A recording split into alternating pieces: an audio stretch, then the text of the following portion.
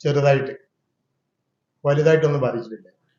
അതായത് 97 കോളേജാണ് പിന്നെ റെക്കോർഡ് അനുസരിച്ച് ഈ പ്രശ്നം തുടങ്ങുമ്പോഴുള്ളത്. ഇപ്പൊ അത് 62 ചുരുങ്ങി. ഈ 62 ചുരുങ്ങിയപ്പോ ബാക്കി ഈ 27 സ്ഥാപനങ്ങൾ ഇപ്പോ ഉണ്ടാക്കപ്പെട്ട ബദൽ സംവിധാനത്തിൽ ഉണ്ടോ എന്ന് നിങ്ങൾ അവരോട് ചോദിച്ചാൽ മതി. പിന്നെ കുറച്ച് കുട്ടികൾ, അത് യുവതലമുറ, അതിപ്പോ മതോ രാഷ്ട്രീയം മറ്റും നോക്കിയിട്ടല്ല, കുറച്ച് കുട്ടികൾ അവസരം കിട്ടിയാൽ മുങ്ങും. അങ്ങനെ കുറച്ച് കുട്ടികൾ മുങ്ങിയിട്ടുണ്ട്. ബാക്കി പഠിച്ചു മുന്നേറണം എന്ന് വിചാരിക്കുന്ന കുട്ടികൾ കൂട്ടത്തോടെ അവശേഷിച്ച സ്ഥാപനങ്ങളിലേക്ക് വന്നിട്ടുണ്ട്. അവിടെ പഠിച്ചുകൊണ്ടിരിക്കുന്നുണ്ട്. അവിടൊക്കെ തിക്കും തിരക്കും അനുഭവപ്പെടുന്നുണ്ട്. എന്നാലും ഈ പറഞ്ഞതുപോലെ ഒരു 2000-ലേറെ കുട്ടികൾ പഠനം അവസാനിപ്പിച്ചിട്ടുണ്ട്. ഒരു ഏകദേശ കണക്കാണ് പറയുന്നത്. കുറച്ച് സ്ഥാപനങ്ങൾ നഷ്ടപ്പെട്ടിട്ടുണ്ട്. പക്ഷെ അൽഹംദുലില്ലാ, ദൈവത്തിന് സ്തുതി, കാര്യങ്ങളൊക്കെ ശാന്തമായിട്ട് മുന്നോട്ട് പോവുകയാണ്.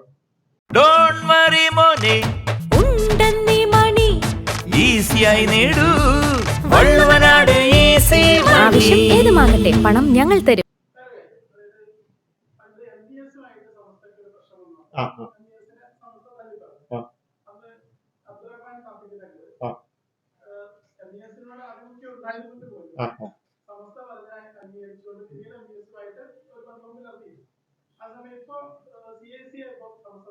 അല്ല, ഒരു മിനിറ്റ്. അതായത് MES അന്ന് എന്തിന്റെ പേരിലാണ് ചർച്ചയായത്? MES നടത്തുന്ന വിദ്യാഭ്യാസ പ്രവർത്തനത്തിന്റെ പേരിലായിരുന്നോ? അല്ല, സമസ്ത തള്ളി പറഞ്ഞു എന്നുള്ളത് മാത്രം പറഞ്ഞാൽ പോരാ. ബാഫക്ക് തങ്ങള് MES-മായി സമസ്തയുടെ നിർദ്ദേശപ്രകാരം അല്ലെങ്കിൽ ആ ഒരു വികാരം താല്പര്യം മാനിച്ച് വിട്ടുനിന്നു. എന്തിന്റെ പേരിൽ? വിദ്യാഭ്യാസ സ്ഥാപനങ്ങൾ, സ്കൂളുകൾ വേണ്ട, ആർട്സ് ആൻഡ് സയൻസ് കോളേജുകൾ വേണ്ട, മെഡിക്കൽ കോളേജ്, എഞ്ചിനീയറിംഗ് കോളേജ് വേണ്ടെന്ന് പറഞ്ഞിട്ടാണ് വിട്ടുന്നത്? അല്ലല്ലോ. 21 ലക്ഷത്തോളം സന്തുഷ്ടരായ ഉപഭോക്താക്കളും 2 ലക്ഷത്തോളം തിമിര ശസ്ത്രക്രിയകളും പൂർത്തിയാക്കിയ മലബാറിലെ ഏക കണ്ണാശുപത്രി Al Salama eye hospital, hospital road, Perinthalmanna. ഇപ്പോ ഞാന് ഈ പ്രായത്തിലുള്ള ആളാണ്. നമ്മള് നേരിട്ട കാലത്ത് ജീവിച്ച ആൾക്കാരാണല്ലോ. അവരുടെ പ്രവർത്തന പരിധി ഉണ്ട്. അതിന്റെ അപ്പുറത്ത് സംസാരിച്ചത് കൊണ്ടാണ് അല്ലേ? താങ്കൾ വായിച്ചിട്ടുണ്ടാവുമല്ലോ.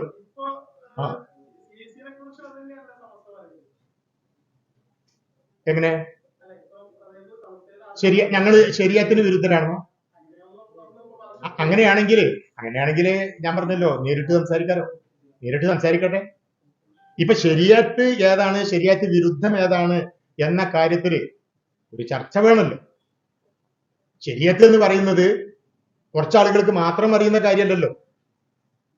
ഞങ്ങള് ഈ ചർച്ച തുടങ്ങുമ്പോ ഈ വിഷയത്തില് ഞങ്ങൾക്ക് സംശയങ്ങളുണ്ട്.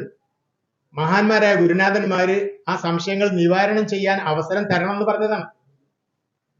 വെറുതെ ഒറ്റവാക്കിൽ ശരിയത്ത് വിരുദ്ധമാണെന്ന് പറഞ്ഞാൽ പറ്റൂലല്ലോ. ന്യായമായ സംശയങ്ങളുണ്ട്. ഇപ്പൊ വിദ്യാർത്ഥികളുടെ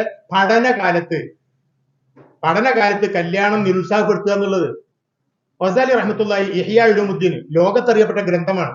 മുസ്ലിങ്ങൾ മാത്രമല്ല അതൊക്കെ അംഗീകരിക്കുന്നത്. അവരൊക്കെ പറയുന്നുണ്ടല്ലോ, പഠനകാലത്ത് പിന്നെ കല്യാണം അല്ലെങ്കിൽ ഇങ്ങനെയുള്ള എൻഗേജ്മെന്റുകൾ ഒഴിവാക്കണമെന്ന് പറയുന്നുണ്ടല്ലോ. അപ്പൊ ഇത് ശരീഅത്ത് വിരുദ്ധാണെന്ന് പറഞ്ഞാൽ പോരാ.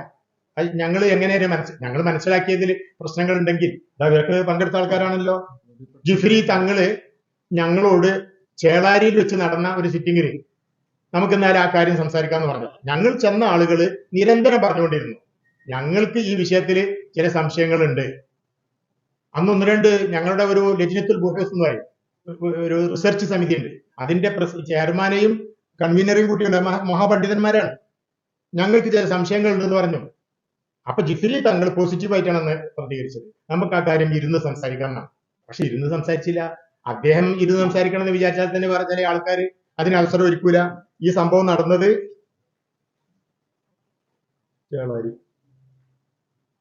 23/11/21 23/11/21 വിവാഹപ്രായം അത് ശരീഅത്തിന് വിരുദ്ധമാണോ എന്ന കാര്യത്തിൽ സംസാരിക്കാന്ന് പറഞ്ഞു.